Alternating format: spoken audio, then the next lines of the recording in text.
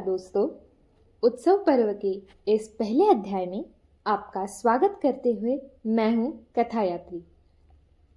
जनवरी की इस ठंड के साथ नीले आसमान, पतंगों से भरे आकाश और तिलगुड़ की मिठास के साथ बढ़ते हैं आज के अध्याय की ओर।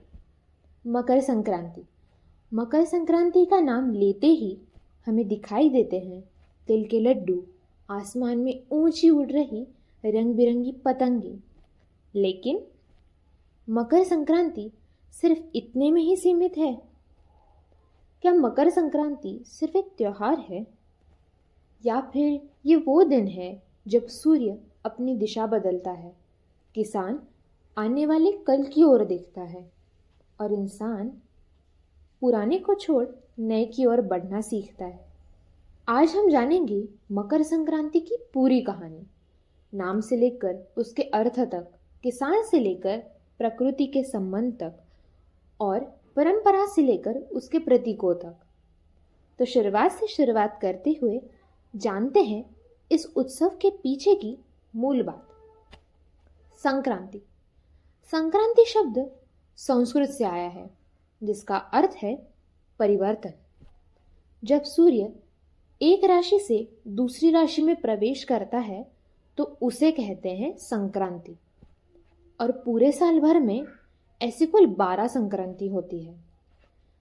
यहाँ सोचने वाली बात यह है कि फिर सिर्फ मकर संक्रांति ही त्योहार के रूप में क्यों मनाई जाती है? मकर संक्रांति के दिन सूर्य धनु राशि से मकर राशि में प्रवेश करता है और यहीं से शुरू होता है उत्तरायण। उत्तरायण सूर्य का उत्तर दिशा की ओर का सफर। ये सिर्फ कुछ एस्ट्रोनॉमिकल बात नहीं है, हम इसका परिणाम सीधे पृथ्वी पर महसूस कर सकते हैं। जैसे कि इस दिन के बाद दिन धीरे धीरे लंबे होते जाते हैं, अंधकार कम हो जाता है, जैसे कि जीवन में बदलाव का कोई संकेत हो। ये बदलाव सबसे ज़्यादा उन पर असर डालते हैं जो लोग इस ऋतु चक्र से सबसे ज़्यादा जुड़े होते हैं। और ये बात हमें सीधे ले आती है हमारे अगले तर्क की ओर, जो है निसर्ग और प्रकृति के साथ संबंध। हमारा भारत कृषि प्रधान देश है और मकर संक्रांति किसानों के लिए एक बेहद निर्णायक समय होता है। रबी की फसलें जैसे कि गेहूँ, चना, सरसों पकने लगती है। किसान पहली बार अपने महीनों के परिश्रम का लहराता फल अपनी आंखों के सामने देखता है। यह दिन होता है सूर्य को धन्यवाद देकर पृथ्वी के प्रति अपनी कृतज्ञता जताने का, एक नए कृषि चक्र की शुरुआत का। मकर संक्रांति किसान और प्रकृति के अद्भुत रिश्ते का उत्सव है और एक नई ऊर्जा का स्वागत दिन। पर इस नई ऊर्जा का स्वागत करने से पहले हमें पुराने को हटाना होगा और इसी वजह से मकर संक्रांति से ठीक एक दिन पहले मनाई जाती है भोगी। इस दिन लोग अपने पुराने कपड़े, टूटी फूटी चीज़ें और बेकार सामान आग में जलाते हैं। लेकिन भोगी सिर्फ घर की सफाई नहीं है, यह मन की भी सफाई का प्रतीक है। भोगी हमें सिखाती है पुरानी नकारात्मकता को छोड़ना, बीते दुखों से मुक्त होना और एक नए सूर्य का स्वागत करना। हमने अब तक मकर संक्रांति से जुड़े साइंटिफिक मौसमी तथ्यों के बारे में जाना, पर इससे भी परे एक और रोमांचक तथ्य अभी बाकी है। एक बहुत गहरी और प्रतीकात्मक कथा है।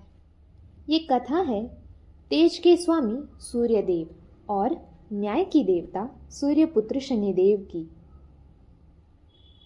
इस कथा के अंश स्कंद पुराण, भविष्य पुराण और सूर्य शनि से जुड़े ग्रंथों में मिलते हैं, जबकि कुछ हिस्सा लोक कथाओं से आया है।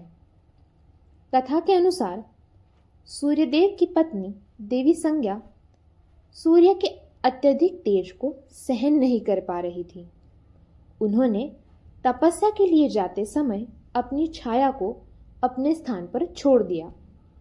इसी छाया से जन्म हुआ सूर्यपुत्र न्यायप्रिय शनिदेव का। शनिदेव श्यामवर्ण थे, स्वभाव से गंभीर, संयमी और न्यायप्रिय। लेकिन सूर्यदेव अपने तेज और शनिदेव के स्वरूप के अंतर को स्वीकार नहीं कर पाए। इस कारण पिता पुत्र के बीच दूरी बढ़ती गई। फिर वह दिन आया जब सूर्य धनु राशि से मकर राशि में प्रवेश करने वाले थे।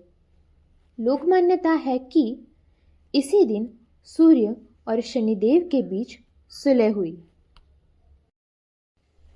यहाँ जानने वाली सबसे अनोखी बात यह है कि ये सिर्फ एक पिता पुत्र या देवताओं की कहानी नहीं है, बल्कि ये जीवन विद्या, जीवन फिलॉसफी दर्शाता है। वो कैसे, आइए समझते हैं। यहाँ सूर्यदेव यानी ज्ञान, प्रकाश, शक्ति और शनिदेव यानी कर्म, संघर्ष और अनुशासन। जब ज्ञान को कर्म का, शक्ति को संयम का साथ होता है, तब जीवन निखरता है। सच्ची ताकत सिर्फ ज्ञानी या शक्तिशाली होने में नहीं है, बल्कि सच्ची ताकत जीवन में इसके जरिए संतुलन लाने में है। और इसी प्रभावशाली विचारधारा के साथ ये ऊर्जा प्रवाह संपूर्ण भारत भर में मनाया जाता है। गुजरात और राजस्थान में उत्तरायण के नाम से, महाराष्ट्र में तिल संक्रांत, मकर संक्रांति के नाम से, पंजाब में लोहड़ी, तमिलनाडु में पोंगल, उत्तर प्रदेश और बिहार में खिचड़ी, असम में माघ बिहू, ऐसे अलग अलग नामों से ये उत्सव मनाया जाता है। नाम अलग है किंतु भाव एक ही है। अब आते हैं इस उत्सव के सबसे विख्यात मुद्दे पर। हमने अब तक बात की है विज्ञान, मौसम, अध्यात्म की, पर अब जानते हैं कि संक्रांति में पतंग क्यों उड़ाते हैं। उत्तरायण के बाद सूर्य की किरणें शरीर के लिए सबसे लाभकारी मानी जाती हैं। धूप से विटामिन डी मिलता है, इम्यूनिटी बढ़ती है और शरीर में ऊर्जा आती है। पतंग उड़ाने के बहाने लोग छतों पर आते हैं, धूप में समय बिताते हैं और समाज एक साथ जुड़ता है। पतंग यानी हमारे सपने, हमारी ख्वाहिशें। जैसे पतंग की डोर उसे संतुलन में रखती है, वैसे ही हमारे आसमान को चूमने वाली आकांक्षाओं को अनुशासन की डोर थामे रखती है और हमारे जीवन को संतुलित रखती है। तो इन सबको मिलाकर अंत में हम क्या सीखते हैं? सीख बड़ी सरल है पर काफी प्रभावशाली है।